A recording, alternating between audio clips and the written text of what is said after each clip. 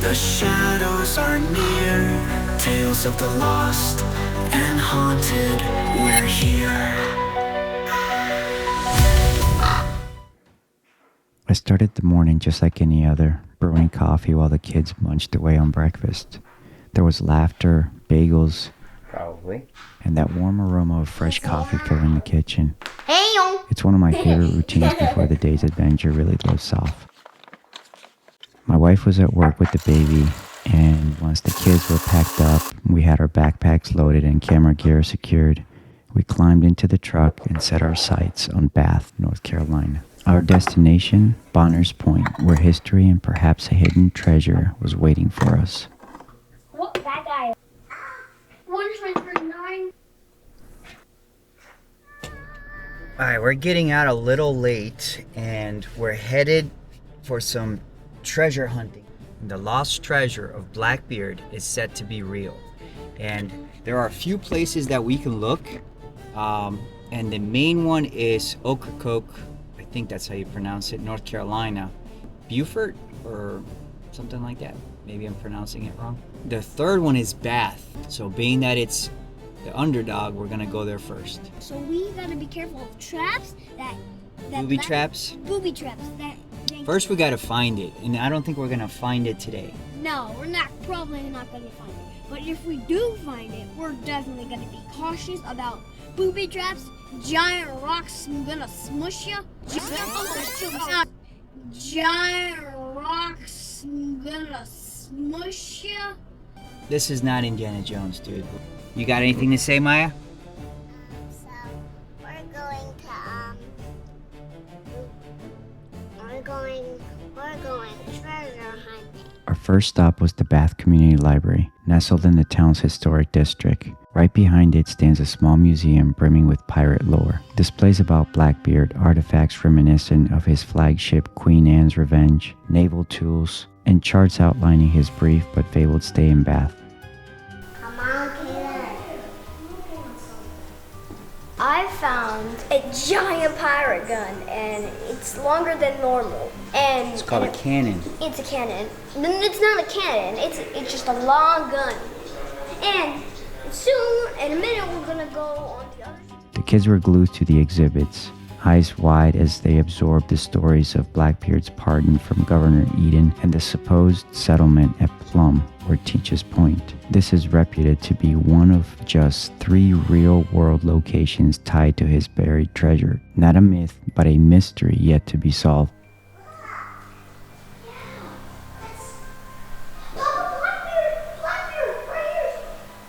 Blackbeard and his Norseman's ship. Notorious. Notorious ship.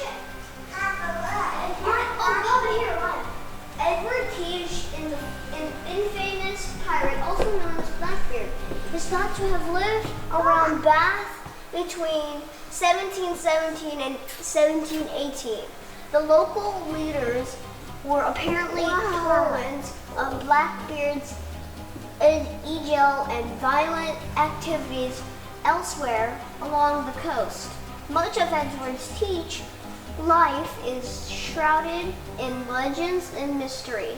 Even the spelling of his name is not agreed upon in his paranoid. Many call him Edward Thatch. He was likely born in England, while he had started to career as a lawful pirateer. By 1717, he was a notorious pirate. In November 1770, Blackbeard and his crew Back in the truck with maps and imagination in hand, we headed toward Bonners Point, a quiet stretch along Bath Creek and the Pamlico River. Across the water lies Plum's Point, long rumored to be where Blackbeard once based himself, providing strategic command over the harbor area. This, local lore says, is one of the potential resting places of Captain Blackbeard's treasure. This was a real treasure hunt, not just ghost stories, and the thrill of the lost was alive even without spooky apparitions. Or maybe not. On our way, we noticed a small historic graveyard by the road. Legends whisper of unmarked graves in this region possibly tied to the pirate era. Although nothing stood out, no hidden headstones or odd mounds, it was worth a look. The hush of moss-draped oaks and old stone markers gave a quiet weight to the stories we'll revisit later in our treasure hunting narrative. We parked the truck across the street from Bonner's house, a handsome two-story clapboard home built around 1835 on a land once owned by Bath's founder, John Lawson. On stormy nights, Bonner family descendants report something eerie, Blackbeard lights, as large as a man's head. These are balls of fire sailing across Bath Creek between Plum Point and Archbell Point. Locally, visitors recount unexplained cold spots, whispers, and phantom footsteps inside the house itself. Whether haunted or only whispered about, it gave us a perfect backdrop, the sight of a real home tied to a legend. Just as we were soaking in the atmosphere, we noticed a curious tree with a bulging growth on the trunk standing across from Bonner's house yard. That immediately brought me back to episode 4, where we visited the Spring Hill house in Raleigh and discussed the legends of tree burls carrying souls, how root knots and weird growths were said to harbor spirits. Seeing that same kind of growth here, so near that potentially haunted house, sent a chill through all of us as the kids clustered close, whispering about old lore. We wrapped up our visit by walking down the creek's edge, standing on Bonner's Point, looking across towards Plum Point. This is the speculated location of Blackbeard's Bath period home.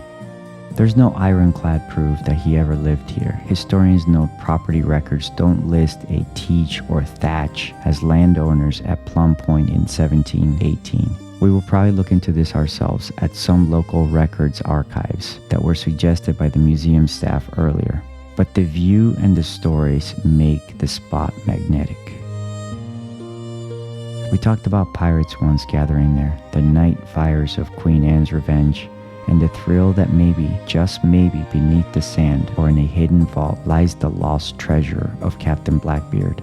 One legend told in a 1928 newspaper account describes hunters dredging up a buried brick vault at Plum Point containing a heavy chest with Spanish gold, only to vanish with it. No confirmation, but the rumor persists. We wound down driving through the town later, this time in search of ice cream, and we talked about our next adventure and where it will take us. Bath is small in population but huge in legacy. It's North Carolina's oldest town, founded in 1705. First port, first library, first church, and here we were, walking its streets, chasing stories that feel real and alive. This episode wasn't about ghosts so much as it was about discovery and history, the lost treasure, the tree growth lore from episode 4, the unmarked graves, eerie stories of fireballs, and the Bonner house perched across from the creek that may have once belonged to Blackbeard himself. It felt like history brushing our shoulders, and that's the kind of adventure that we chase at Tales of the Lost and Haunted. Thanks for joining us on episode 13, where lost stories and living stories intertwine, and every old building, tree, or creek bank might just hide a legend waiting to be found.